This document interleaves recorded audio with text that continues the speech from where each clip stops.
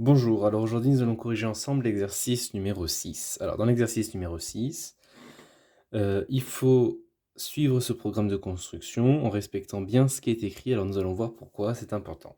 Alors, allons-y, question numéro 1. Construire un triangle CJR. Bon, alors là, il n'y a aucune indication, donc on construit un triangle quelconque, au hasard, on y va.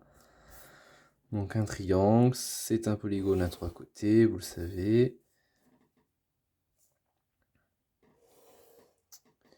Et on n'oublie pas de nommer ces sommets CJR. CJR.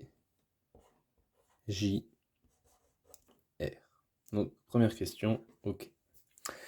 Maintenant, tracez en rouge la médiatrice du segment JR au compas. Donc ça, c'est important, au compas. Donc il faut se rappeler comment on trace une médiatrice d'un segment, puisque le côté JR du triangle, c'est un segment, avec un compas. Alors, on prend un écartement un peu plus grand que la moitié du segment, par exemple celui-là, et nous allons faire des arcs de cercle. Alors, c'est pas grave si ça repasse, en pointant sur J, en gardant le même écartement, un arc de cercle en pointant sur R, et l'intersection à chaque fois des arcs de cercle, eh bien, ce sont des points qui appartiennent à la médiatrice du segment, car ils sont à équidistance des extrémités de ce segment. Donc, on peut tracer la médiatrice qui passe par ces deux points. Donc, traçons-la. Alors, on va même prendre du rouge, car c'était écrit tracé en rouge. Alors, normalement, on trace au crayon de papier, mais bon, là, on va faire une exception. Et on peut coder tout de suite cette médiatrice. Donc, c'est une droite perpendiculaire au segment qui le coupe en son milieu. Donc voilà, la question numéro 2 est faite. Maintenant, il faut tracer en noir la médiatrice du segment CJ, du côté CJ, à la règle graduée et à l'équerre. Alors, c'est une autre façon de tracer une médiatrice, même une façon qu'on connaissait avant d'utiliser le compas.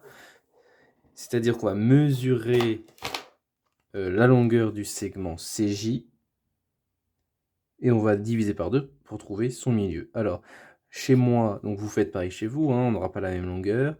CJ égale 5,4. Donc la moitié de 5,4, c'est 2,7. Donc 2,7, c'est par ici.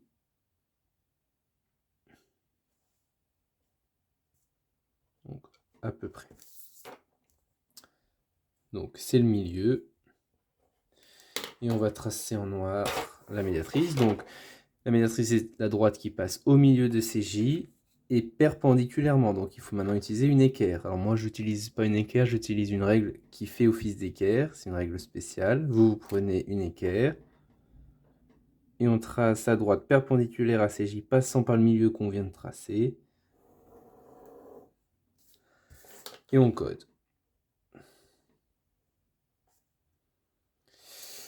Voilà pour la question numéro 3. Et alors là, attention, la question numéro 4. Maintenant, il faut construire une droite D de CR, du segment CR, donc le troisième côté du triangle, mais cette fois maintenant avec une équerre non graduée. Alors, vous avez qu'une équerre graduée, donc c'est-à-dire que vous prenez votre équerre, mais vous n'avez pas le droit d'utiliser les graduations. C'est-à-dire que vous n'avez pas le droit de mesurer le segment CR, de trouver son milieu, puis ensuite de tracer la droite perpendiculaire.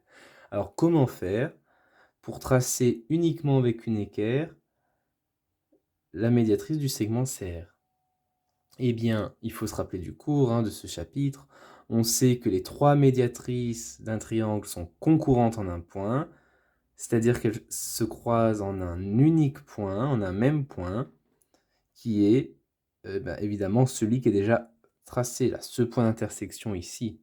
C'est-à-dire que la troisième médiatrice va forcément, d'après le théorème qu'on a démontré en cours, passer par ici. Donc, on sait que la droite, la médiatrice de CR, va passer par le point d'intersection ici, mais en plus va être perpendiculaire au segment CR, donc il suffit de prendre une équerre, de la positionner de façon à tracer une perpendiculaire à CR et de coulisser l'équerre jusqu'à temps que la droite qu'on va tracer passe par le point d'intersection. Alors on coulisse, on coulisse, on coulisse, hop, et on est là.